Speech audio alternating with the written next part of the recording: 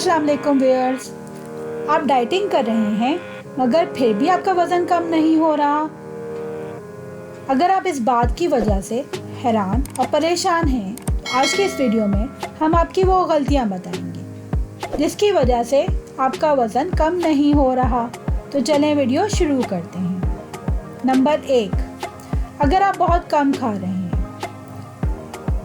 आप जब ज़्यादा खाते हैं तो डेफिनेटली आपका वज़न बढ़ जाता है, मगर हैरान कुन बात यह है कि जब आप बहुत कम खाते हैं तब भी आपका वज़न बढ़ता है, क्योंकि आपका जिस्म समझता है कि आप फाके का शिकार हैं और वो आपको स्टार्वेशन मोड में ले जाता है और आपके जिस्म का मेटाबॉलिज्म प्रोसेस स्लो हो जाता है, जिसकी वजह से आपको वेट लूज़ करने में मुश्किल होती है।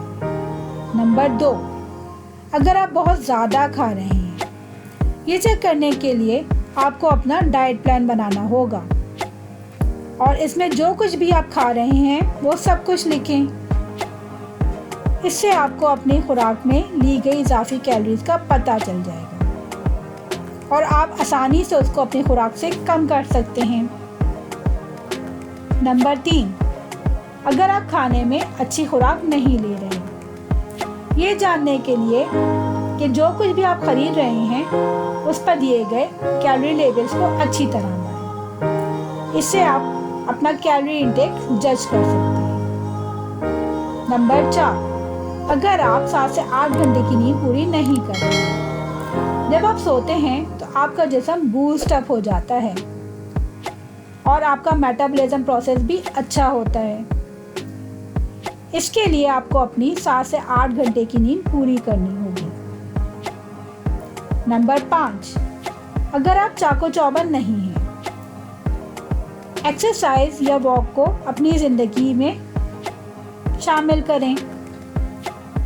ये आपका मेटाबॉलिज्म रेट बढ़ाने में मदद करेगी। नंबर 6, अगर आप 8 से 10 ग्लास पानी नहीं पी रहे।